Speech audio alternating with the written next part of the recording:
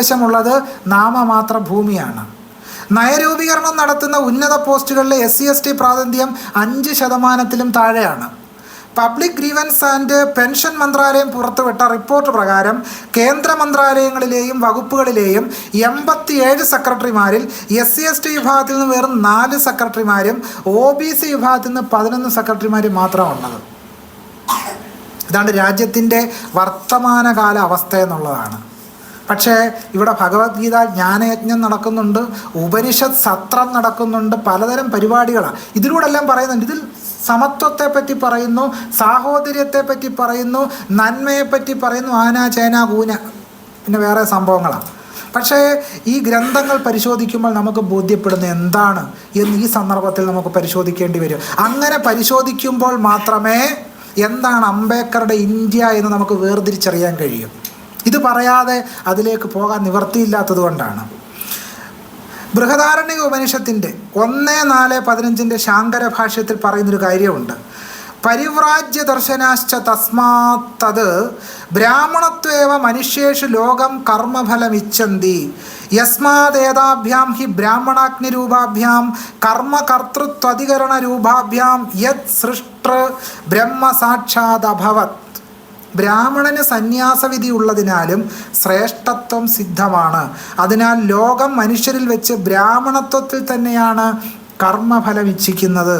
എന്തെന്നാൽ സാക്ഷാൽ സൃഷ്ടികർത്താവായ ബ്രഹ്മം കർമ്മത്തിൻ്റെ കർത്താവും അധികരണ സ്വരൂപനായ ബ്രാഹ്മണനും അഗ്നിയും എന്നിങ്ങനെ വ്യക്തമാക്കപ്പെട്ടിരിക്കുന്നു. ഇത് പറയുന്ന ആരാണ്? ശങ്കരാചാര്യരാണ്. ബ്രഹ്മണ സൃഷ്ട വർണ്ണാഹ കർമാർത്ഥം തച്ച കർമ്മധർമാക്യം സർവാനേവ കർത്തവ്യതയാ നിയന്ത്രപുരുഷാർത്ഥ സാധനം ച. ബ്രഹ്മത്താൽ വർണ്ണങ്ങൾ സൃഷ്ടിക്കപ്പെട്ടത് കർമാർത്ഥമാണ് എന്ന ചാതുർവർണ്ണ്യത്തെ ന്യായീകരിക്കുകയാണ് ശങ്കരാചാര്യർ ചെയ്യുന്നത്. തന്നെയല്ല, അദ്ദേഹം പറയുന്നൊരു കാര്യമുണ്ട്. ശശി തരൂർ അദ്ദേഹത്തിൻ്റെ ദേശീയതയുടെ ഉത്കണ്ഠ എന്ന് പറയുന്ന അദ്ദേഹത്തിൻ്റെ പുസ്തകത്തിൽ പറയുന്നത്, ഇന്ത്യയെ ഏകത്വം പഠിപ്പിച്ചത് ശങ്കരാചാര്യരാണെന്നാണ് ശശി തരൂർ ദേശീയതയുടെ ഉത്കണ്ഠ എന്ന് പറയുന്ന അദ്ദേഹത്തിൻ്റെ 600-700 പേജുള്ള വലിയ പുസ്തകത്തിൽ ഒരിടത്ത് പറഞ്ഞു വെക്കുന്നത്. ഇതേ കാര്യം നാരായണ ഗുരുവിനെ സംബന്ധിച്ച പുസ്തകത്തിലും പറഞ്ഞു വെക്കുന്നുണ്ട്. സുകുമാർ അഴീക്കോട് ഒരിടത്ത് പറയുന്നത്, ഭാരതീയം എന്ന പേരിൽ എറണാകുളത്ത് അദ്ദേഹം ഒരു 6-7 ദിവസത്തെ പ്രഭാഷണ പരമ്പര സുകുമാർ അഴീക്കോട് നടത്തിയിരുന്നു. ആ പ്രഭാഷണ പരമ്പരയിൽ അഴീക്കോട് മാഷ് പറഞ്ഞത്, ലോകത്തിന് ഭാരതം നൽകിയ ഏറ്റവും വലിയ സംഭാവന ആരെന്ന് ചോദിച്ചാൽ ശങ്കരാചാര്യരാണെന്നാണ് പറയുന്നത്. ഇത് അഴീക്കോട് മാത്രമല്ല, ഭാരതീയ ചിന്ത എഴുതിയ കെ ദാമോദരനും ഇതേ അഭിപ്രായക്കാരനാണ്, മാർക്സിസ്റ്റ് പണ്ഡിതനാണ്. പക്ഷെ ഇതേ അഭിപ്രായം ഇവർക്കെല്ലാം എന്തുകൊണ്ട് ഒരേ അഭിപ്രായം വരുന്നതെന്ന് നമ്മൾ പരിശോധിക്കേണ്ടതുണ്ട്. തൽക്കാലം അതിലേക്കൊന്നും പോകുന്നില്ല. ബൃഹദാരണ്യകോപനിഷത്തിൻ്റെ ഭാഷ്യത്തിൽ 1:4-15 തദേ തത് ബ്രഹ്മം ക്ഷത്രം വിക്ഷൂദ്രസ്തദഗ്നിനൈവ ദേവേഷു ബ്രഹ്മാ ഭവത് ബ്രാഹ്മണോ മനുഷ്യേഷു ക്ഷത്രിയേണ ക്ഷത്രിയോ വൈശ്യേന വൈശ്യഃ ശൂദ്രേണ ശൂദ്രത്തസ്മാദഗ്നാദേവ ദേവേഷു ലോകമിച്ഛന്തേ ബ്രാഹ്മണേ മനുഷ്യേഷു ഏതാഭ്യാം ഹി രൂപാഭ്യാം ബ്രഹ്മാ ഭവത്. ബ്രാഹ്മണൻ, ക്ഷത്രിയൻ, വൈശ്യൻ, ശൂദ്രൻ ഇവയാകുന്നു ചാതുർവർണ്ണ്യം. അതായത് ബ്രഹ്മം അഗ്നിരൂപത്തിൽ തന്നെ ദേവന്മാരുടെ ഇടയിൽ ബ്രാഹ്മണ ജാതിയായി തീർന്നു. അപ്പം ബ്രഹ്മത്തിൻ്റെ ജാതി ഏതാ? ബ്രാഹ്മണ ജാതിയാണ്. പക്ഷേ ബ്രഹ്മത്തെപ്പറ്റി നമ്മൾ കേൾക്കുന്ന എന്താ? ഒരു അതീന്ദ്രിയമായ സങ്കല്പമാണ് ബ്രഹ്മം എന്നൊക്കെയാണ് പറഞ്ഞു വെക്കുന്നത്. ബ്രഹ്മ തിയറി അങ്ങനെ. പക്ഷേ ശങ്കരാചാര്യർ, സംസ്കൃതത്തിൽ ആഴത്തിൽ പാണ്ഡിത്യമുള്ള ശങ്കരാചാര്യർ ബ്രഹ്മത്തെ വ്യാഖ്യാനിക്കുന്ന എന്താണ്? ബ്രഹ്മത്തിൻ്റെ സ്വരൂപം ബ്രാഹ്മണ ജാതിയാണെന്ന് ബൃഹദാരണ്യകോപനിഷത്തിൻ്റെ ഭാഷ്യത്തിൽ ശങ്കരാചാര്യർ ഒരു സംശയത്തിനും ഇടയില്ലാത്ത വിധം വളരെ വ്യക്തമാക്കി പറയുന്നുണ്ട്.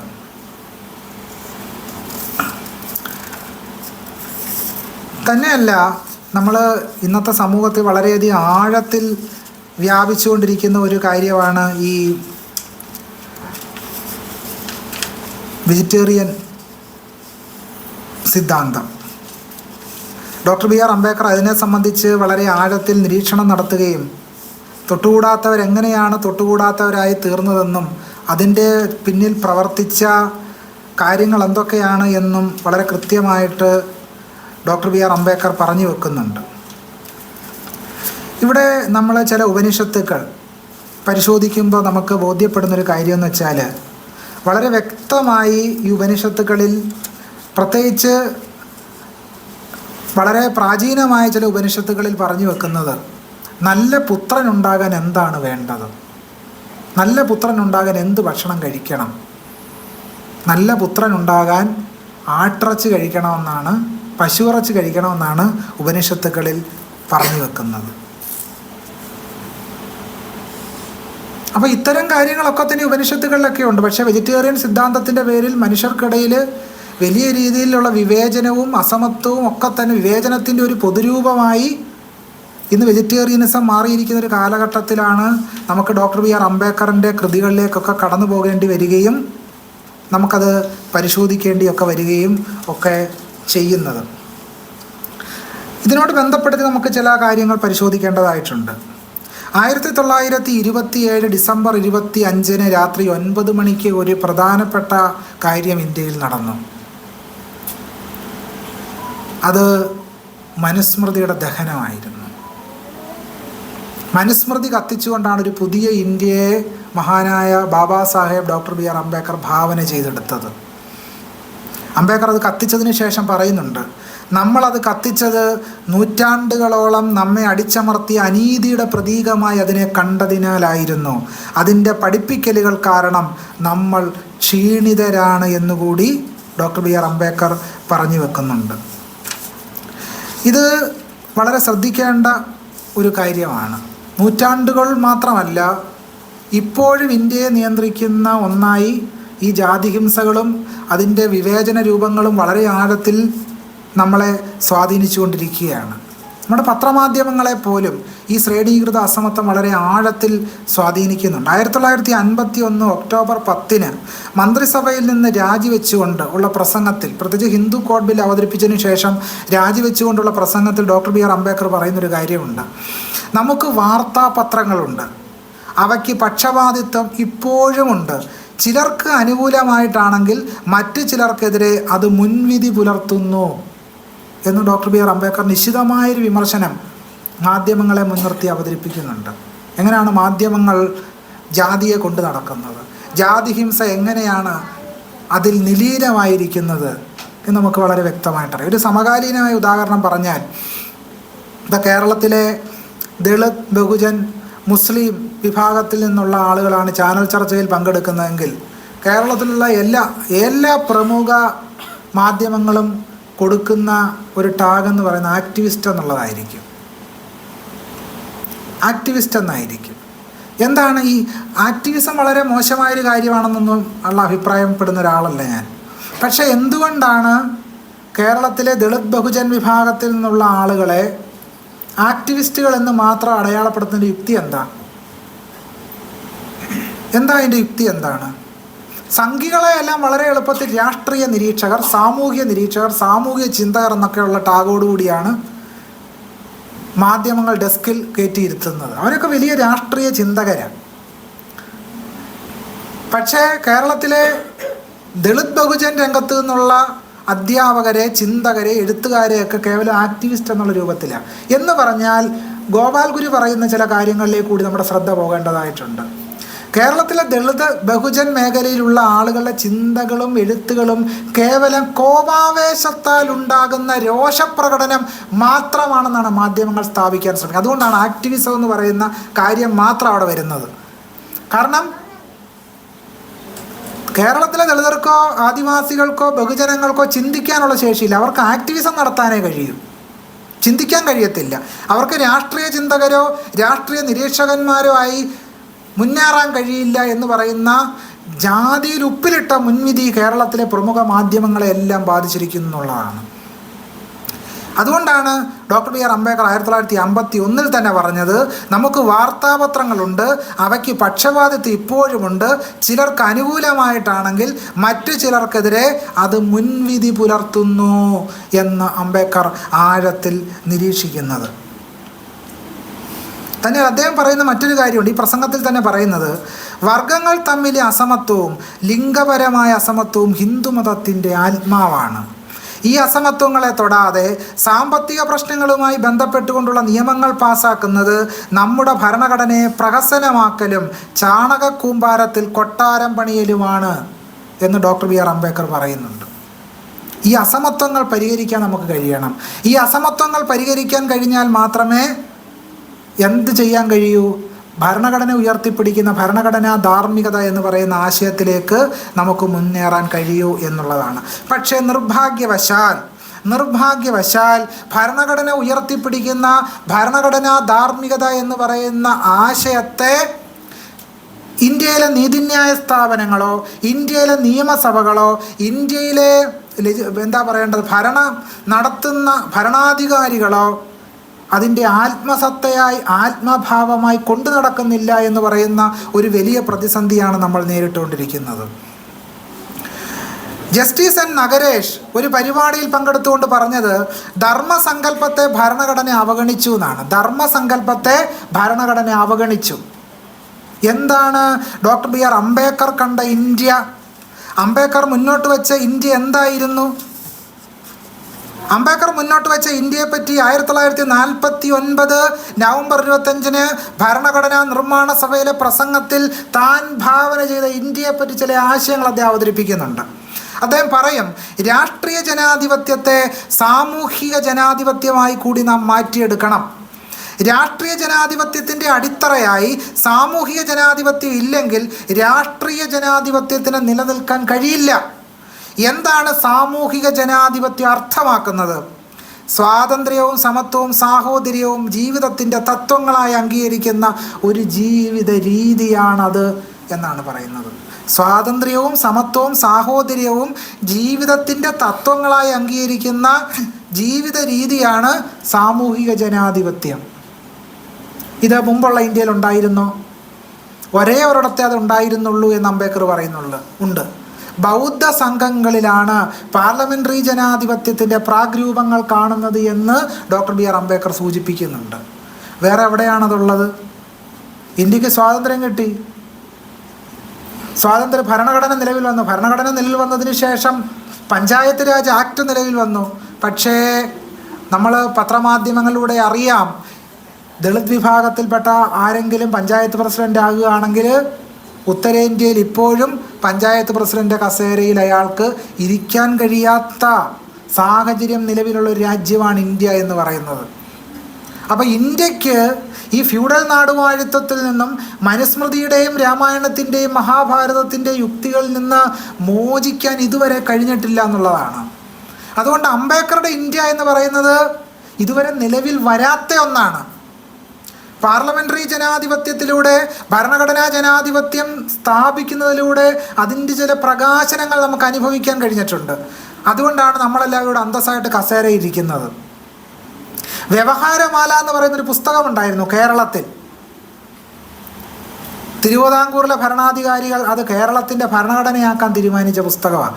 ആ പുസ്തകത്തിൽ പറയുന്നത് ഒരു അവർണൻ സവർണനോടൊപ്പം ആസനം പങ്കിട്ടാൽ അവർണൻ്റെ പൃഷ്ഠം പകുതി ഛേദിച്ച് കളയണമെന്നാണ്. അപ്പോൾ വ്യവഹാരമാലയായിരുന്നു അവിടെ ഭരണഘടനയെങ്കിൽ ഇവിടുത്തെ ഭൂരിഭാഗം ആളുകൾക്കും പകുതി പൃഷ്ഠം കാണത്തില്ല. ആ വ്യവഹാരമാലയെ തള്ളിക്കളഞ്ഞുകൊണ്ടാണ്, മനുസ്മൃതി അഗ്നിക്കിരയാക്കിക്കൊണ്ടാണ് ഭരണഘടനാ ജനാധിപത്യം നിലവിൽ വന്നത് എന്നുള്ളതാണ്. അംബേദ്കർ ഇതേ പ്രസംഗത്തിൽ പറയുന്നൊരു സുപ്രധാനമായ നിരീക്ഷണമുണ്ട്. സ്വാതന്ത്ര്യത്തെ സമത്വത്തിൽ നിന്നും സമത്വത്തെ സ്വാതന്ത്ര്യത്തിൽ നിന്നും അടർത്തി മാറ്റാൻ കഴിയില്ല. സമത്വത്തിൻ്റെ അഭാവത്തിലുള്ള സ്വാതന്ത്ര്യത്തിൻ്റെ ഫലം അനേകം പേരുടെ മേൽ ഏതാനും പേരുടെ ആധിപത്യം സ്ഥാപിക്കലാവും. സ്വാതന്ത്ര്യം കൂടാതെയുള്ള സമത്വം വ്യക്തികളുടെ പ്രേരണകളെ നശിപ്പിച്ചു കളയും. സാഹോദര്യം ഒഴിവാക്കിക്കൊണ്ടുള്ള സ്വാതന്ത്ര്യവും സമത്വവും ഒട്ടും സ്വാഭാവികമായ രീതിയിൽ പ്രവർത്തിക്കുകയില്ല. അവ നടപ്പാകണമെങ്കിൽ പോലീസ് കോൺസ്റ്റബിളിൻ്റെ ആവശ്യം വരും. വളരെ പ്രധാനപ്പെട്ട നിരീക്ഷണമാണ്. സാഹോദര്യം ഒഴിവാക്കിക്കൊണ്ടാണ് നിങ്ങൾ സ്വാതന്ത്ര്യവും സമത്വവും നടപ്പിലാക്കാൻ ശ്രമിക്കുന്നതെങ്കിൽ ഈ സ്വാതന്ത്ര്യവും സമത്വവും നടപ്പിലാക്കാൻ ആരുടെ ആവശ്യം വരും? ഒരു പോലീസ് കോൺസ്റ്റബിൾ ഇല്ലാതെ ഒരിക്കലും നിങ്ങൾക്ക് സ്വാതന്ത്ര്യവും സമത്വവും നടപ്പിലാക്കാൻ കഴിയില്ല. അപ്പോൾ പോലീസ് കോൺസ്റ്റബിളിൻ്റെ സേവനത്തിലൂടെ അല്ല ഭരണഘടനാ ജനാധിപത്യം നിലവിൽ വരേണ്ടത്. അംബേദ്കർ അനിഹിലേഷൻ ഓഫ് കാസ്റ്റ് എഴുതുന്നുണ്ട്. സാഹോദര്യത്തിൻ്റെ മറ്റൊരു പേരാണ് ജനാധിപത്യം. എന്താണ്? സാഹോദര്യത്തിൻ്റെ മറ്റൊരു പേരാണ് ജനാധിപത്യം. ഈ സാഹോദര്യം ഇല്ലാത്തത് കൊണ്ടാണ് കഴിഞ്ഞ 50 വർഷക്കാലത്തിൽ അധികമായി ഇടതുപക്ഷത്തിൻ്റെ സാംസ്കാരിക വേദികളിൽ പ്രവർത്തിച്ചിട്ടും KNനെ അപരവൽക്കരിക്കുന്നതിന് കാരണം എന്താണ്? ഈ സാഹോദര്യ ബോധം ഇടതുപക്ഷ സാംസ്കാരിക പ്രവർത്തകർക്ക് KNനോടില്ല എന്നുള്ളതാണ് ഇതിൻ്റെ ഏറ്റവും പ്രധാനപ്പെട്ട തെളിവായിട്ട് നമ്മുടെ മുമ്പിൽ നിൽക്കുന്ന. സാഹോദര്യമില്ല, തൻ്റെ സഹോദരനാണെന്നുള്ള ബോധം അവർക്കില്ല എന്നുള്ളത് ഈ വേളയിൽ പറഞ്ഞേ മതിയാവും. ഈ സാഹോദര്യത്തിലേക്ക് കടക്കുക എന്നുള്ളതിൻ്റെ പേരാണ് ഇടതുപക്ഷം എന്ന് പറയുന്നത്. ജനാധിപത്യത്തിൻ്റെ മറ്റൊരു പേരാണ് ഇടതുപക്ഷം എന്ന് പറയുന്നത്. സ്വാതന്ത്ര്യം, സമത്വം, സാഹോദര്യം എന്ന് പറയുന്ന ആശയാവലിയുടെ പേരാണ് ഇടതുപക്ഷം എന്ന് പറയുന്നത്. ഇല്ലാതിരിക്കുന്നത് കൊണ്ടാണ് ഏതെങ്കിലും ഒരു മന്ത്രി പുതുതായിട്ട് അധികാരത്തിലേറ്റു, അദ്ദേഹത്തിനുള്ള സ്നേഹം കൊണ്ടോ ബഹുമാനം കൊണ്ടോ അദ്ദേഹത്തിന് വീട്ടിൽ വിളിച്ചൊരു സദ്യ കൊടുക്കുമ്പോൾ പെട്ടെന്ന് പാർട്ടിയിൽ നിന്ന് പുറത്താക്കി. അപരൻ്റെ ശബ്ദം സംഗീതം പോലെ കേൾക്കണം. ഊണ് കൊടുത്തപ്പോൾ തന്നെ പുറത്തായി. സിദ്ധാന്തം എന്താ? അപരൻ്റെ ശബ്ദം സംഗീതം പോലെ കേൾക്കണം, പക്ഷെ ഊണ് കൊടുത്താൽ അപ്പോഴേ പുറത്തായി. സിദ്ധാന്തം എവിടെ കിടക്കുന്നു? പ്രവർത്തനം എവിടെ കിടക്കുന്നു? ഈ കത്തുമായി വരുന്നാൾ നമ്മുടെ കോമ്രേഡ് തന്നെ. ഇതിലെല്ലാം ഈ ഗോത്രബോധമാണ്. പകരം എല്ലാ മനുഷ്യരോടുമുള്ള സാഹോദര്യത്തിൻ്റെയോ സമഭാവനയുടെ യാതൊരു തരംഗവും അതിനകത്തില്ല എന്നുള്ളതാണ്. വെറുപ്പിൻ്റെ അംശം ബുദ്ധ ആൻഡ് ഹിസ് ധമ്മ എന്ന് പറയുന്ന പുസ്തകത്തിൽ ഡോക്ടർ BR അംബേദ്കർ പറയുന്നുണ്ട്, ഹേട്രഡ് ഫോർ നോൺ. ആരെയും വെറുക്കാതിരിക്കുക. ഈ സാഹോദര്യം, അംബേദ്കർ പറഞ്ഞ ഈ സാഹോദര്യം ഇന്ത്യയിൽ ഇല്ലാതെ വരുന്നത് കൊണ്ടാണ് ഇന്ത്യയിലെ മുസ്ലിം ജനവിഭാഗങ്ങൾ, ഇന്ത്യയിലെ ദളിതർ, ആദിവാസികൾ, മത്സ്യത്തൊഴിലാളികൾ ക്രൂരമായ പീഡനങ്ങൾക്ക് നിരന്തരം ഇരയാകേണ്ടി വരുന്നത്. എന്തുകൊണ്ടാണ്? സാഹോദര്യമില്ലാത്തത് കൊണ്ടാണ് എന്നുള്ളതാണ്. 1930 നവംബർ 12-നും 1931 ജനുവരി 19-നും ഇടയിലാണ് വട്ടമേശ സമ്മേളനം നടക്കുന്നതെന്ന് നമുക്കറിയാം. ആ വട്ടമേശ സമ്മേളനത്തിൽ ഡോക്ടർ BR അംബേദ്കർ പറയുന്നൊരു പ്രധാനപ്പെട്ട പോയിൻ്റുണ്ട്. ജാതികളുടെ തരംതിരിക്കലാണ് ഇന്ത്യൻ സമൂഹം എന്ന കാര്യം അംഗീകരിക്കേണ്ടതുണ്ട്. ഈ ശ്രേണിയിലെ ഉന്നത സ്ഥാനം ആദരവും താഴ്ന്ന സ്ഥാനം നിന്ദയും ഉണ്ടാക്കിയെടുക്കുന്നു. ജനാധിപത്യ രീതിയിലുള്ള ഒരു ഗവൺമെൻറ്റിന് വളരെ അത്യാവശ്യമായ സമത്വം, സാഹോദര്യം എന്നീ വികാരങ്ങളുടെ വളർച്ചയ്ക്ക് യാതൊരുവിധ സാധ്യതയും കൽപ്പിക്കാത്തതാണ് ഈ വ്യവസ്ഥ. ഈ വ്യവസ്ഥ എന്തുകൊണ്ടാണ് നമ്മുടെ സർവകലാശാലകളിൽ വൈസ് ചാൻസലർമാരായിട്ട് നമ്മുടെ സർക്കാർ കൊടുക്കുന്ന ലിസ്റ്റിൽ ഒരിക്കൽ പോലും ഒരു പട്ടികജാതിക്കാരില്ലാത്ത എന്തുകൊണ്ടാണ്? ഈ ജാതി തടസ്സമാണെന്നാണ് അംബേദ്കർ പറയുന്നത്. ഒരു കാര്യം പറയാതെ നിവൃത്തിയില്ല. സർവകലാശാലകളുടെ സംഘീവൽക്കരണത്തെ നമ്മൾ അതിശക്തമായിട്ട് എതിർക്കേണ്ടതായിട്ടുണ്ട്. ഈ സംഘീവൽക്കരണം തുടങ്ങിയിട്ട് കുറേ കാലമായി. ദേശീയ വിദ്യാഭ്യാസ നയത്തിലൂടെ ചെയ്തു വരുന്നത് എന്താണ്? ദേശീയ വിദ്യാഭ്യാസ നയത്തിലൂടെ ചെയ്തു വരുന്നത് ഈ സംഘീവൽക്കരണമാണ്. വളരെ ആഴത്തിൽ അതാണ് ചെയ്തുകൊണ്ടിരിക്കുന്നത്. ഹരിയാനയിലെ കുരുക്ഷേത്ര ആസ്ഥാനമായി പ്രവർത്തിക്കുന്ന വിദ്യാഭാരതി സംസ്കൃത ശിക്ഷാ സംസ്ഥാൻ 4 മുതൽ 12 വരെ ക്ലാസ്സുകൾക്കായി ബോധുമാല എന്ന പേരിൽ ഒരു പുസ്തക പരമ്പര തന്നെ പ്രസിദ്ധീകരിക്കുന്നുണ്ട്. ഈ പരമ്പരയിലെ പുസ്തകങ്ങളിൽ ചരിത്രം, ഭൂമിശാസ്ത്രം, രാഷ്ട്രീയം, ശാസ്ത്രം, പൊതുവിജ്ഞാനം എന്നിവ ചർച്ച ചെയ്യുന്നു.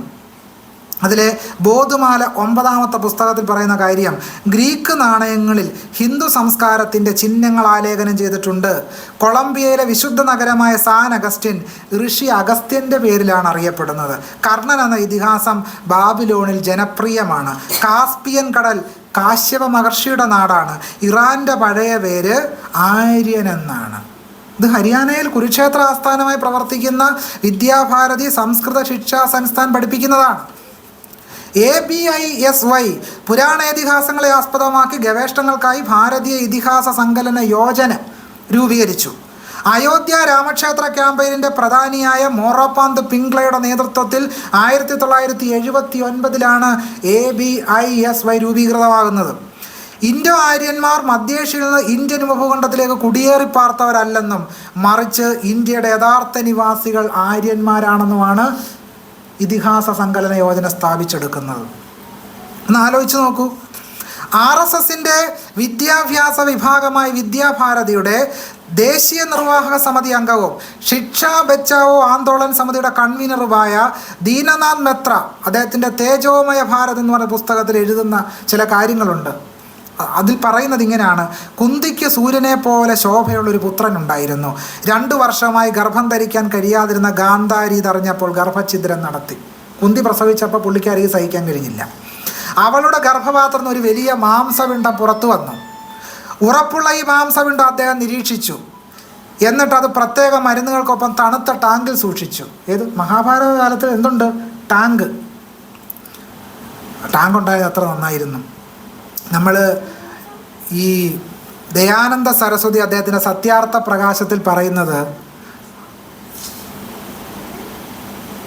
ആര്യന്മാർ വെടിയുണ്ട കണ്ടുപിടിച്ചിരുന്നു എന്നാണ്. ആര്യന്മാർ വെടിയുണ്ട കണ്ടുപിടിച്ചിരുന്നു. ആചാര്യ M.R. രാജേഷിൻ്റെ വേദങ്ങളിലെ ശാസ്ത്രദീപ്തി എന്ന് പറയുന്ന പുസ്തകത്തിലും വേദങ്ങളിൽ വെടിയുണ്ടയെ പറ്റി പരാമർശം ഉണ്ടായിരുന്നു, കമ്പിത്തപാലിനെ പറ്റി പരാമർശം ഉണ്ടായിരുന്നു എന്നൊക്കെ പറയാറുണ്ട്. അങ്ങനെയാണ് ലളിതമായൊരു ചോദ്യമേ ചോദിക്കാനുള്ളൂ. ഈ ഋഗ്വേദത്തിൽ പറയുന്നത് ആര്യന്മാർ ഈ പശുവിനെ മേയിച്ച് നടന്നതിനെ പറ്റി, അമ്പും വില്ലും കൊണ്ട് നടന്നു എന്നാണ്. അങ്ങനെയാണെങ്കിൽ അവരുടെ കയ്യിൽ അമ്പും വില്ലും അല്ല, AK-47 അല്ലേ വേണ്ടത്? വെടിയുണ്ടയുടെ പരാമർശം ഉണ്ടെങ്കിൽ കയ്യിൽ AK-47 അങ്ങ് പ്രാണപ്രതിഷ്ഠയുടെ കൂടെ വേണ്ടത് അമ്പും വില്ലും അല്ല, AK-47 അല്ലേ? കാരണം വളരെ നേരത്തെ ഈ വെടിയുണ്ട കണ്ടുപിടിച്ചെങ്കിൽ പിന്നെ എന്തിനും അമ്പും വില്ലുമായിട്ട് നടക്കണം? ലജ്ജാവകമല്ലേ അമ്പും വില്ലും ദൂരെ കളഞ്ഞിട്ട് വെടിയുണ്ടയും തോക്കുമായിട്ട് നടക്കണ്ടേ? ഇങ്ങനെ മനുഷ്യൻ്റെ ചരിത്രപരമായ ശാസ്ത്രയുക്തികളെ ചോദ്യം ചെയ്യുക എന്നുള്ളതാണ്. ടാങ്കിൽ സൂക്ഷിച്ചു. പിന്നീട് മാംസപിണ്ഡത്തെ 100 ഭാഗങ്ങളായി തിരിച്ച് നെയ്യ് നിറച്ച് 100 ടാങ്കുകളിൽ 2 വർഷത്തേക്ക് വെവ്വേറെ സൂക്ഷിച്ചു. 2 വർഷം ശേഷം ഇതിൽ നിന്ന് കൗരവർ ജനിച്ചു. ആയിരക്കണക്കിന് വർഷങ്ങൾക്ക് മുമ്പ് തന്നെ ഇന്ത്യയിൽ സ്റ്റെം സെൽ ടെക്നോളജി ഉണ്ടായിരുന്നു. ഇന്ത്യയിൽ എന്തുണ്ടായിരുന്നു? സ്റ്റെം സെൽ എന്ന് പോലും കേട്ടിട്ടില്ല. സെല്ലെന്ന് പോലും കേൾക്കാത്തൊരു കാലത്താണ് ഇവിടെ സ്റ്റെം സെൽ ടെക്നോളജി ഉണ്ടായിരുന്നെന്ന് പറയുന്നത്. തന്നെയല്ല, ഇന്ത്യൻ ഋഷികൾ അവരുടെ യോഗവിദ്യ ഉപയോഗിച്ച് ദിവ്യദൃഷ്ടി നേടും. ടെലിവിഷൻ്റെ കണ്ടുപിടുത്തം ഇതുമായി ബന്ധപ്പെട്ടിരിക്കുന്നു എന്നതിൽ സംശയമില്ല. മഹാഭാരതത്തിൽ സഞ്ജയൻ ഹസ്തിനപുരത്തിലെ കൊട്ടാരത്തിനുള്ളിൽ ഇരുന്ന് തൻ്റെ ദിവ്യശക്തി ഉപയോഗിച്ച് മഹാഭാരത യുദ്ധത്തിൻ്റെ തത്സമയ സംപ്രേഷണം ധൃതരാഷ്ട്രർക്ക് അനുഭവവേദ്യമാക്കുന്നുണ്ട്. ആദ്യത്തെ ലൈവ് ടെലികാസ്റ്റിംഗ് ഒന്ന് ആലോചിച്ച് നോക്കൂ. മോട്ടോർ കാർ വേദിക് കാലഘട്ടത്തിൽ ഉണ്ടായിരുന്നു. ഇനി അതിൻ്റെ ഒരു കുറവ്, ഇപ്പോൾ അതുമായി. മോട്ടോർ കാർ ഓടി ഉണ്ടായിരുന്നെന്ന് പറയാതിരുന്ന ഭാഗ്യമായി. അത് അനശ്വരതെന്നറിയപ്പെട്ടിരുന്നു. ഋഗ്വേദത്തിൽ ഇതിനെക്കുറിച്ച് പരാമർശമുണ്ട്. നോക്കണേ, കൃഷിയും പശുപാല്യവുമായിട്ട് നടന്ന് വെണ്ണയും പാലും കറക്കിയെടുക്കുന്ന മനുഷ്യരെ പറ്റിയാണ് പറഞ്ഞുകൊണ്ടിരിക്കുന്നത്. മോട്ടോർ കാർ ഉണ്ടായിരുന്നു, വെടിയുണ്ട ഉണ്ടായിരുന്നു, സ്റ്റെം സെൽ ടെക്നോളജി ഉണ്ടായിരുന്നു എന്നൊക്കെയുള്ള അസംബന്ധം പറഞ്ഞു പരത്തുന്നത്. ദേശീയ വിദ്യാഭ്യാസ നയരേഖയിൽ മെറ്റലർജി മുതൽ കപ്പൽ നിർമ്മാണം വരെയുള്ള കാര്യങ്ങൾ പുരാതന ഇന്ത്യയുടെ നേട്ടമായി അവതരിപ്പിക്കുന്നുണ്ട്. ചില നേട്ടങ്ങൾ തീർച്ചയായിട്ടും ഉണ്ട്. വേദിക് കാലഘട്ടത്തിലെ ഗുരുകുല പഠന രീതി പ്രോത്സാഹിപ്പിക്കണമെന്ന് ദേശീയ വിദ്യാഭ്യാസ നയരേഖ പറഞ്ഞു വെക്കുന്നു. എന്താണ് ഈ ഗുരുകുല സമ്പ്രദായം? ശൂദ്രരെയും ശൂദ്രർക്ക് പുറത്തുള്ള ജനവിഭാഗങ്ങളെയും പുറന്തള്ളുന്നതാണ് വൈദിക ഗുരുകുല സമ്പ്രദായം. ഡാർവിൻ്റെ പരിണാമ സിദ്ധാന്തത്തെ ദശാവതാരവുമായും ആണവായുധത്തെ ആഗ്നേയാസ്ത്രവുമായും പ്ലാസ്റ്റിക് സർജറിയെ ഗണപതിയുമായും താരതമ്യപ്പെടുത്തുന്നു ദേശീയ വിദ്യാഭ്യാസ നയരേഖ. നമ്മൾ ഈ ആഗ്നേയാസ്ത്രം എന്നൊക്കെ കേൾക്കുമ്പോൾ നിങ്ങൾ രാമായണ സീരിയലിൽ കാണുന്ന സങ്കല്പം വെച്ചുകൊണ്ട് ആഗ്നേയാസ്ത്രത്തെ ഓർക്കരുത്. രാമായണ സീരിയൽ എങ്ങനെ ഇങ്ങനെ അമ്പും വില്ലും വന്ന് കൂട്ടിമുട്ടി ഭയങ്കര തീയും പുകയും വരുന്നതായിട്ടാണ്. അത് സീരിയലിൽ മാത്രമേ ഉള്ളൂ. യഥാർത്ഥത്തിൽ എന്താ സംഭവിച്ചത്? അപ്പുറത്തും ഇപ്പുറത്തു നിന്ന് ഒരു തീ കത്തിച്ച് അമ്പ് അങ്ങോട്ട് വിട്ടു, അവിടെ നിന്ന് ഇങ്ങോട്ടൊരു അമ്പ്, ഇത്രയേ ഉള്ളൂ. അത് അങ്ങേ അറ്റം പോയാൽ ഒരു 10 മീറ്ററിനുള്ളിൽ നടക്കുന്ന സംഭവമാണ്. അതാണ് ഈ അതുകൊണ്ടാണ് ചരിത്ര പണ്ഡിതയായ റൊമില താപ്പർ പറയുന്നുണ്ട്, അയോധ്യ മുഴുവൻ ഖനനം ചെയ്തിട്ട് ഒരു പീച്ചാങ്കത്തി പോലും കിട്ടിയില്ലെന്ന് പറഞ്ഞത്. രസകരമായൊരു കാര്യം, ചരിത്ര പണ്ഡിതനും പുരാവസ്തുശാസ്ത്ര വിദഗ്ധനുമായ സംഘാലിയ പറയുന്നൊരു രസകരമായ കാര്യമുണ്ട്. രാമനും സീതയും കാട്ടിലേക്ക് പോകുന്ന സന്ദർഭത്തിൽ കൗസല്യ ബോധം കെട്ട് വീഴുക. കൗസല്യ ബോധം കെട്ട് വീഴുന്നത് പൊടിമണ്ണിലേക്കാണ്. കൗസല്യ പാംസു സ്നാനിതയായി, പാംസു എന്ന് പറഞ്ഞാൽ പൊടി എന്നർത്ഥം, മണ്ണെന്ന് പോലും അർത്ഥമില്ല, പൊടി എന്നർത്ഥം. സംഘാലിയ ചോദിക്കുന്ന ചോദ്യം, നമ്മൾ TV സീരിയലിൽ മാർബിളിട്ട തറയാണല്ലോ രാമൻ്റെ കൊട്ടാരമായിട്ട് കാണിക്കുന്നത്. ഇങ്ങനെ വലിയ മാർബിളിട്ട കൊട്ടാരമാണെങ്കിൽ ഇങ്ങനെ പൊടിയിൽ കുഴഞ്ഞവളായി കൗസല്യ എങ്ങനെ മാറി എന്നാണ് സംഘാലിയ ചോദിക്കുന്നത്. പൊടിയിൽ വീണതിൻ്റെ ഒരേ ഒരു കാരണമേ ഉള്ളൂ, ചുട്ടെടുത്ത് ഇഷ്ടിക കൊണ്ടല്ല വീട് നിർമ്മിച്ചത്. ചുട്ടെടുത്ത് ഇഷ്ടിക കൊണ്ട് വെറുതെ കളിമണ്ണ് തേച്ച വീട്ടിലാണ് താമസിച്ചിരുന്നത്. സീരിയലിൽ കാണുമ്പോൾ എന്താണ്, സീരിയലിൽ കാണുമ്പോൾ ഭയങ്കര കൊട്ടാരമാണ്, ഭയങ്കര ദിവ്യ വസ്ത്രാഭരണാദികളൊക്കെ ധരിച്ചിരിക്കുന്ന ഒരു കാലത്തെ പറ്റിയാണ് കാണിക്കുന്നത്. ആരാണ് യഥാർത്ഥത്തിൽ വ്യാപാരമൊക്കെ ചെയ്യുന്നത്? യഥാർത്ഥത്തിൽ നമ്മൾ അയോധ്യയെ പറ്റി അറിയേണ്ട ഏറ്റവും പ്രധാനപ്പെട്ട കാര്യം എന്ന് പറയുന്നത്, വില്യം ഡാൽറിംബിൾ അദ്ദേഹത്തിൻ്റെ ഗോൾഡൻ റോഡ് എന്ന് പറയുന്ന വിഖ്യാതമായ പുസ്തകത്തിൽ ഇതിൻ്റെ ചരിത്രം അന്വേഷിക്കുന്നുണ്ട്. ഡാൽറിംബിൾ പറയുന്നൊരു കാര്യം, ഇന്ത്യയിൽ ഏറ്റവും വലിയ വ്യാപാര ശൃംഖല ഉണ്ടാക്കിയെടുത്തതിലെ പ്രധാനപ്പെട്ട സംഭാവന നിർവഹിച്ചത് ബുദ്ധിസ്റ്റുകളാണെന്നാണ്. ബൗദ്ധ സംഘങ്ങളും ബുദ്ധമതങ്ങളുമാണ് വ്യാപാരികൾക്ക് പൈസ കൊടുത്തത്. അതുകൊണ്ടാണ് വ്യാപാരികൾക്ക് ബുദ്ധിസ്റ്റുകളോട് വലിയ ബഹുമാനവും ആദരവും ഉണ്ടായിരുന്നത്. ഞാനതിൻ്റെ വിശദാംശങ്ങളിലേക്കൊന്നും കടക്കുന്നില്ല. അയോധ്യ ഒരു കാലത്ത് ബുദ്ധിസ്റ്റുകളൊരു പ്രധാനപ്പെട്ട സങ്കേതമായിരുന്നു. ആ ബുദ്ധിസ്റ്റുകളുടെ പ്രധാനമായ സങ്കേതമായിരുന്ന സ്ഥലത്തെയാണ് രാമരാജ്യം എന്ന് പറയുന്ന സങ്കല്പം കൊണ്ടുവന്ന് അയോധ്യയിൽ ആര് മാത്രമേ കാണാവൂ? ബ്രാഹ്മണരും ക്ഷത്രിയരും അവരെ സേവിക്കുന്ന ശൂദ്രരും മാത്രം കാണുന്നൊരു സാമൂഹ്യ സങ്കല്പമായി ഇതിനെ മാറ്റിയെടുക്കുന്നതിൻ്റെ ഒരു പ്രധാനപ്പെട്ട കാരണം എന്താണ്? അവിടെ ബുദ്ധിസ്റ്റുകളുടെയും തദ്ദേശീയ ജനവിഭാഗങ്ങളുടെയും ഒരിടമായതുകൊണ്ടാണ്. അതിനെ മാറ്റിമറിച്ചുകൊണ്ട് ഒരു ചാതുർവർണ്ണയത്തിൻ്റെ അടിസ്ഥാനത്തിലുള്ള ഒരു സോഷ്യൽ ഓർഡറിനെ വാൽമീകി രാമായണത്തിന് ഭാവന ചെയ്യേണ്ടി വരുന്നത് അവിടെ മുമ്പേ തന്നെ ബുദ്ധിസ്റ്റ് സംഘങ്ങൾ ഉണ്ടായിരുന്നത് കൊണ്ടാണ്. ആനുഷംഗികമായി സൂചിപ്പിച്ചെന്ന് മാത്രമേ ഉള്ളൂ. 2014 വൻ ഭൂരിപക്ഷത്തിൽ അധികാരമേറ്റ ഇന്ത്യൻ പ്രധാനമന്ത്രി മുംബൈയിലെ ഒരു ആശുപത്രി ഉദ്ഘാടനം ചെയ്തുകൊണ്ട് പറഞ്ഞ ഒരു കാര്യം നമ്മൾ ശ്രദ്ധിക്കേണ്ടതായിട്ടുണ്ട്. മോദി പറഞ്ഞത്, ആരോഗ്യ മേഖലയിൽ നമ്മുടെ രാജ്യം കൈവരിച്ച നേട്ടങ്ങളെ ഓർത്ത് നമുക്ക് അഭിമാനിക്കാം. നാം എല്ലാം മഹാഭാരതത്തിൽ കർണൻ്റെ ജനനത്തെക്കുറിച്ച് വായിച്ചിട്ടുണ്ട്. കർണൻ്റെ ജനനം തൻ്റെ അമ്മയുടെ ഗർഭപാത്രത്തിന് വെളിയിലായിരുന്നു. പണ്ടേ ഇന്ത്യയിൽ ജനിതകശാസ്ത്രം നിലനിന്നിരുന്നു എന്നോർക്കുക. നാം എല്ലാവരും ഗണപതിയെ ആരാധിക്കുന്നവരാണ്. അക്കാലത്ത് ഒരു മനുഷ്യ ശരീരത്തിൻ്റെ തലയിൽ ആനയുടെ തല മുറിച്ചു വെക്കുവാൻ കഴിവുള്ള ഏതോ പ്ലാസ്റ്റിക് സർജൻ ഉണ്ടായിരുന്നു. ഒരുപക്ഷെ പ്ലാസ്റ്റിക് സർജറി പുരോഗമിക്കുന്നത് തന്നെ അങ്ങനെ ആയിരിക്കാം. നെഹ്റു ഇരുന്ന കസേരയാണ്. ഗണപതിയുടെ തല പ്ലാസ്റ്റിക് സർജറിയാണ് എന്ന് പറയുന്ന രീതിയിലേക്ക് കാര്യങ്ങൾ മറിയുന്നു എന്നുള്ളതാണ് ഈ സന്ദർഭത്തിൽ നമ്മൾ തിരിച്ചറിയേണ്ടത്. അതായത് എന്താണ് അംബേദ്കർ കണ്ട ഇന്ത്യ?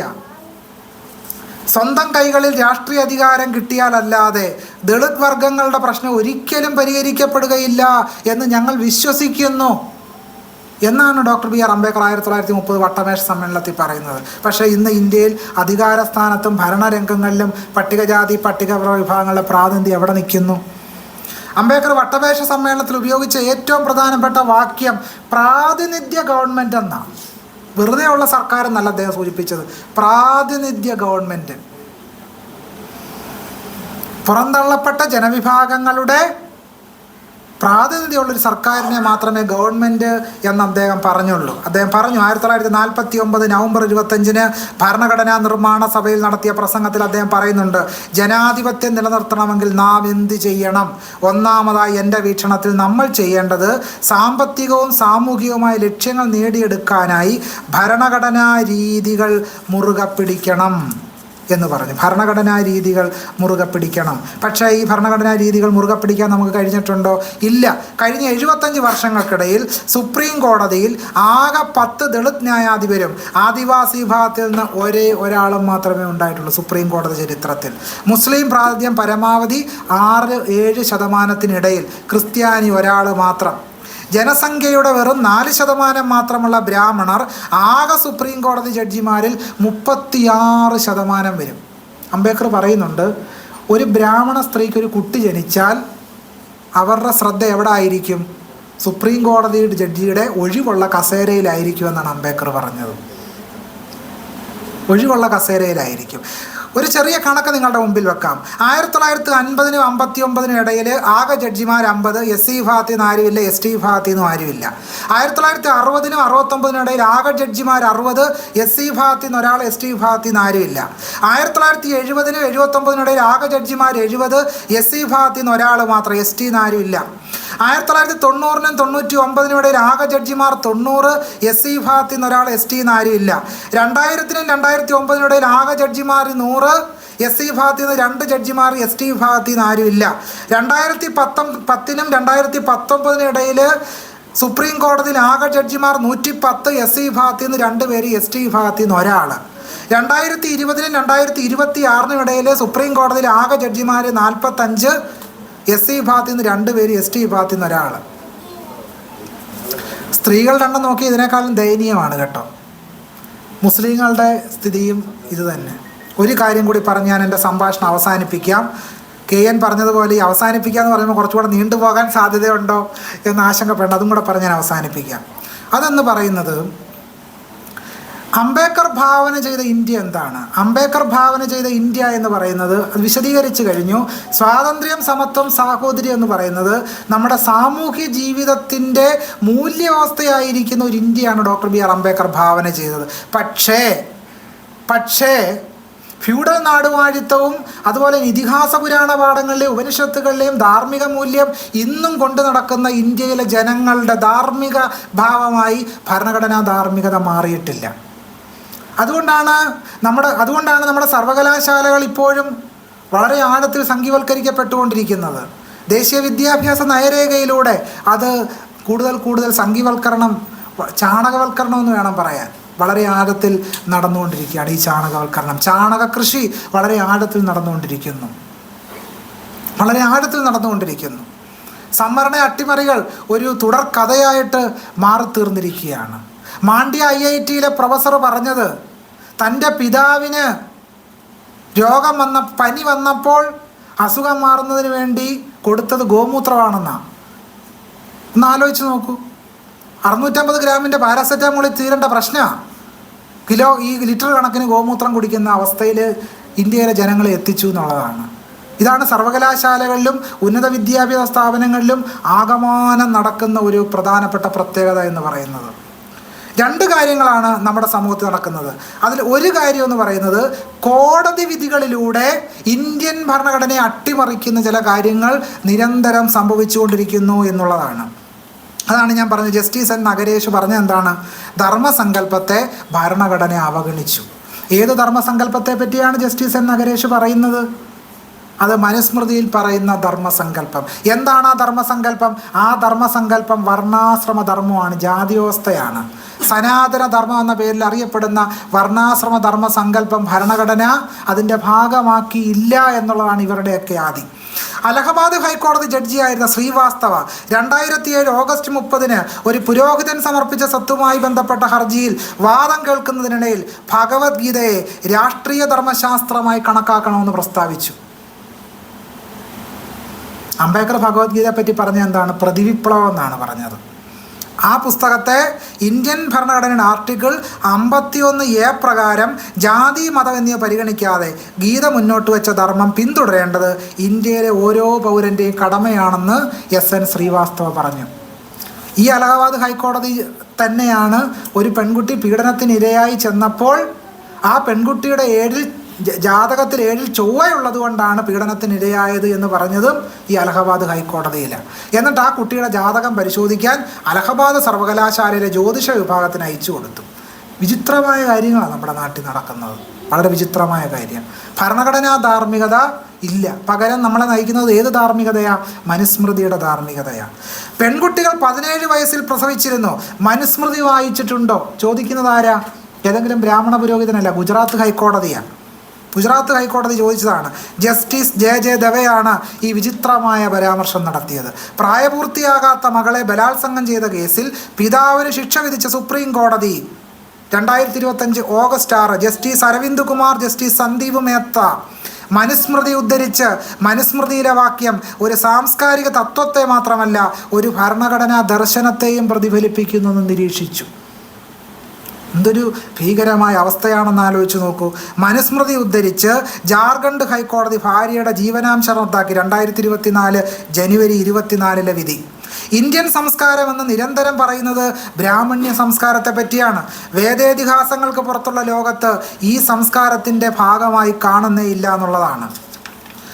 അതീന്ദ്രിയ ചക്രവർത്തി 2020 എഴുതിയ ഒരു ലേഖനത്തിൽ പറയുന്നത്, ഭരണഘടന അംഗീകരിക്കപ്പെട്ട 1950 മുതൽ ഇന്ന് വരെ ഇന്ത്യൻ നീതിന്യായ വ്യവസ്ഥ അപകടകരമായൊരു കളിയിലാണ്.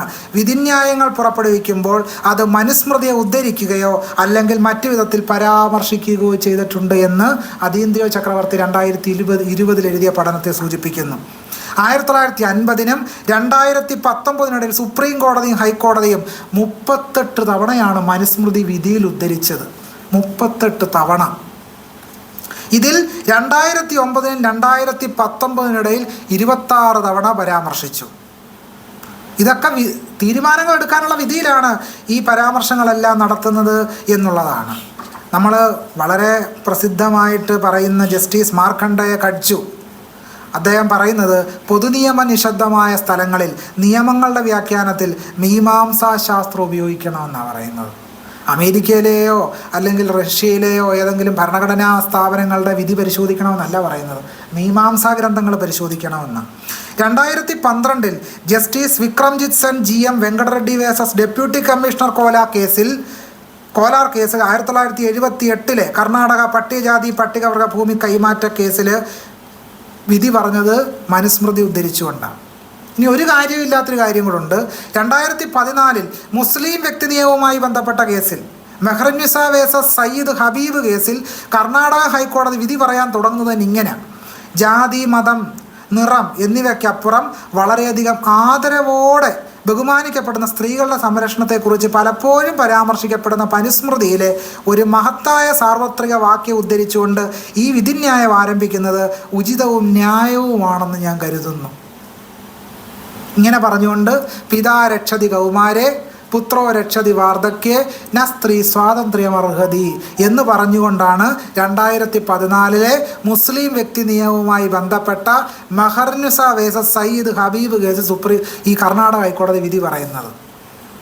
1927 ഒരു ദിവസം ഡിസംബറിലെ ഒരു തണുത്ത രാത്രിയിൽ മഹാനായ ഡോക്ടർ BR അംബേദ്കർ സഹസ്രബുദ്ധ എന്ന് പറയുന്ന ബ്രാഹ്മണൻ മനുസ്മൃതിയിലെ ശ്ലോകങ്ങൾ വായിച്ചുകൊണ്ട് മനുസ്മൃതിക്കൊരു ചിതയൊരുക്കിയ കാര്യം ഈ നീതിന്യായ പീഠങ്ങളിലിരിക്കുന്ന ജഡ്ജിമാർ മറന്നുപോയി എന്നുള്ളതാണ് ഈ വിധിന്യായങ്ങൾ വായിക്കുമ്പോൾ നമുക്ക് മനസ്സിലാകുന്നത്. ഈ വിധിന്യായം അതുപോലെ തന്നെ മറ്റൊരു പ്രധാനപ്പെട്ട വിധിയുണ്ട്. 2016 മനുസ്മൃതിയുടെ അടിസ്ഥാനത്തിൽ പിതാവിൻ്റെയും മകൻ്റെയും കടമകളെക്കുറിച്ച് ഗൗഹാത്തി ഹൈക്കോടതി ആവേശത്തോടെ പരാമർശിക്കുന്നത് കാണാം. ദത്തെടുക്കൽ, അനന്തരാവകാശം എന്നിവ സംബന്ധിച്ച ചർച്ചയിൽ ഹൈക്കോടതി പുംനാമ നരകത്തിൽ നിന്നും പിതാവിനെ രക്ഷിക്കുന്നവനാണ് പുത്രൻ എന്ന മനുസ്മൃതി 9ാം അധ്യായത്തിലെ 135 ശ്ലോകം ഉദ്ധരിക്കുന്നു. ഈ വിധിന്യായത്തിലൂടെ ബ്രാഹ്മണ മതത്തിൻ്റെ ആശയങ്ങളായ സ്വർഗം, നരകം, ആത്മാവ് എന്നീ സങ്കല്പങ്ങൾ ഉറപ്പിക്കാനാണ് കോടതി ശ്രമിക്കുന്നത്. അതീന്ദ്രിയ ചക്രവർത്തി എഴുതുന്നുണ്ട്, ഭരണഘടന 14-18 വകുപ്പുകൾ ഫലത്തിൽ നിയമം വഴി ജാതീയതയും അതിൻ്റെ സ്വാധീനവും ഇല്ലാതാക്കാൻ ശ്രമിക്കുന്നു. അതിനാൽ അതിൻ്റെ മുൻവാതിൽ ഇപ്പോഴും അടഞ്ഞുകിടക്കുന്നു. എന്നാൽ സമീപ വർഷങ്ങളിൽ ഇന്ത്യൻ ഉന്നത നീതിന്യായ വ്യവസ്ഥ മനുസ്മൃതിയുടെ ആവർത്തിച്ചുള്ളതും തീക്ഷ്ണവുമായ ആഹ്വാനത്തിലൂടെ ഒരു പിൻവാതിൽ തീർച്ചയായും തുറന്നിട്ടിട്ടുണ്ട് എന്ന് പറഞ്ഞു വെക്കുന്നുണ്ട്. ഞാൻ ചുരുക്കുകയാണ്. എന്താണ് ഡോക്ടർ BR അംബേദ്കർ കണ്ട ഇന്ത്യ എന്ന് പറയുന്നത്? അംബേദ്കർ കണ്ട ഇന്ത്യയിലാണോ, ഭാവന ചെയ്ത ഇന്ത്യയിലാണോ നമ്മളിപ്പോഴും ജീവിച്ചുകൊണ്ടിരിക്കുന്നത്? രാഷ്ട്രീയവും സാമൂഹികവും സാമ്പത്തികവുമായ ജനാധിപത്യം നമുക്ക് ലഭിച്ചിട്ടുണ്ടോ? ജനാധിപത്യം എന്ന് പറയുന്നത് ഇന്ത്യയെ സംബന്ധിച്ച് ഒരു ഉപരിവസ്ത്രം മാത്രമാണ് ആയിട്ടാണ് ഇപ്പോഴും നിലനിൽക്കുന്നത് എന്നുള്ളതാണ്. ഈ വ്യവസ്ഥയെ തകിടം മറിക്കണമെങ്കിൽ, ഈ വ്യവസ്ഥയെ ചോദ്യം ചെയ്യാൻ നമുക്ക് കഴിയണമെങ്കിൽ എന്തു വേണം? ജാതിയിലും വരേണ്യ ഒളിഗാർക്കിയിലും നിലീനമായ വ്യവസ്ഥാക്രമത്തെ ചോദ്യം ചെയ്യാനും അട്ടിമറിക്കാനും നമുക്ക് കഴിയണം. ഹിന്ദുത്വം എന്ന് പറയുന്നത് കേവലമായ വരേണ്യതയിലും ജാതി വ്യവസ്ഥയിലും മാത്രമല്ല, അത് ആധുനിക കാലഘട്ടത്തിൽ കോർപ്പറേറ്റിസവുമായിട്ടും പലതരത്തിൽ പല സങ്കീർണമായ അവസ്ഥാവിശേഷങ്ങളെ കൂടി ചേർത്ത് പിടിച്ചുകൊണ്ടാണ് ഹിന്ദുത്വം നമ്മുടെ രാജ്യത്തെ ഇന്ന് ഭീകരമായി പിടിമുറുക്കിയിരിക്കുന്നത്.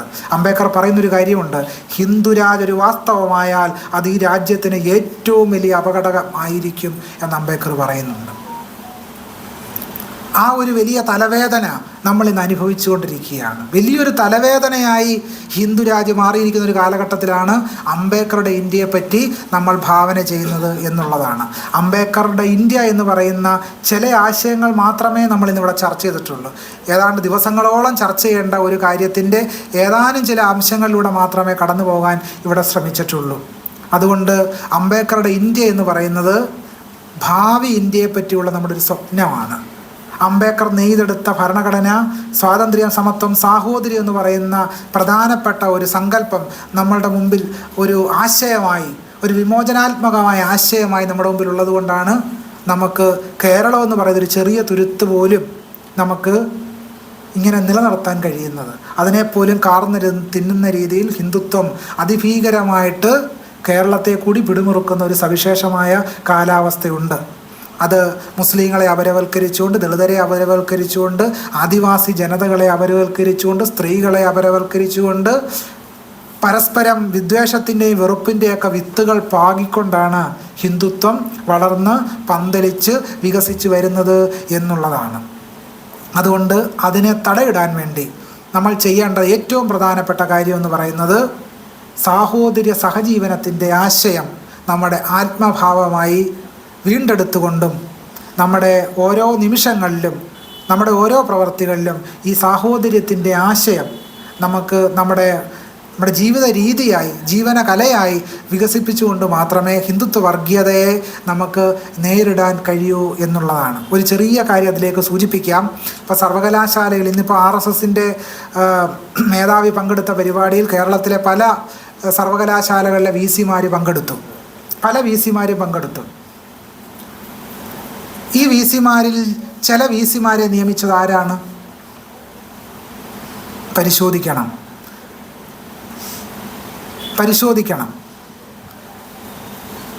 Doctor M. കുഞ്ഞാമൻ പറയുന്നൊരു കാര്യമുണ്ട്. സർവകലാശാലകളുടെ VC-മാരായിട്ട് ഏതെങ്കിലും ദളിതനോ ആദിവാസികൾക്കോ വരണമെങ്കിൽ എന്ത് വേണം? മൂട്ടയായിട്ട് ജനിക്കണമെന്ന്. മൂട്ടയായിട്ട് ജനിക്കേണ്ടി വരും. എന്തുകൊണ്ടാണ്? നമ്മൾ ഇത്രയധികം പുരോഗമിച്ചു എന്ന് പറയുന്ന കേരളത്തിൽ പോലും വളരെയധികം പുരോഗമിച്ചു എന്നാണ് പറയുന്നത്. പക്ഷേ സാഹിത്യ അക്കാദമിയുടെ അധ്യക്ഷൻ്റെ പദവിയിൽ ദളിത് വിഭാഗത്തിൽ നിന്നുള്ളൊരു സാഹിത്യകാരനെ കേരളത്തിന് ഇപ്പോഴും സ്വപ്നം കാണാൻ പോലും കഴിയില്ല.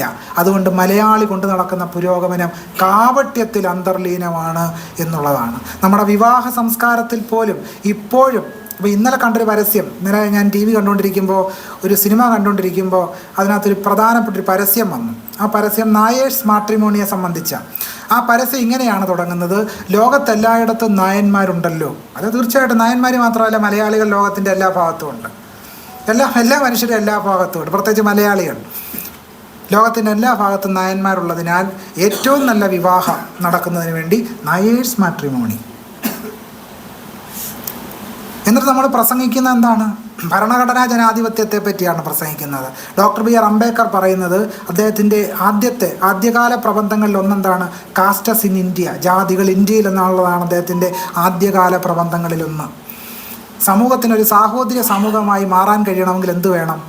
ഈ വിവാഹ സമ്പ്രദായങ്ങൾ, മിശ്രവിവാഹം. നമ്മുടെ സത്യത്തിൽ മിശ്രവിവാഹം എന്നത് പറയാൻ പാടില്ല. യഥാർത്ഥത്തിൽ മിശ്രവിവാഹം എന്ന് പറയണമെങ്കിൽ രണ്ട് ഇതായിരിക്കണമല്ലോ. നരജാതി തോർക്കുമ്പോൾ ഒരു ജാതിയിലുള്ളതാം എന്ന് നാരായണ ഗുരുസ്വാമികൾ പറയുന്നുണ്ട്. മനുഷ്യർ എല്ലാം ഒരു ജാതിയിലായതിനാൽ, മനുഷ്യരുടെ ജാതി ഒന്നായതുകൊണ്ട് അവർ തമ്മിൽ വിവാഹം ചെയ്യുന്നതിനും പന്തിഭോജനം ചെയ്യുന്നതിനും യാതൊരു ദോഷവുമില്ല എന്ന് നാരായണ ഗുരുസ്വാമികൾ പറഞ്ഞു വെക്കുന്നുണ്ട്. ഒരു കാര്യം കൂടി, നമ്മൾ വിഖ്യാതമായ ജാതിഭേദം മതദ്വേഷം ഏതുമില്ലാതെ സർവരും സോദരത്വേന വാഴുന്ന മാതൃകാസ്ഥാനം എന്ന് പറയുന്ന വാക്യമുണ്ടല്ലോ, അത് പ്രതിഷ്ഠ കഴിഞ്ഞപ്പോൾ ഉടനെ എഴുതിയൊരു വാക്യമല്ല. പ്രതിഷ്ഠ കഴിഞ്ഞ് ഉടനെ എഴുതിയ വാക്യമല്ല.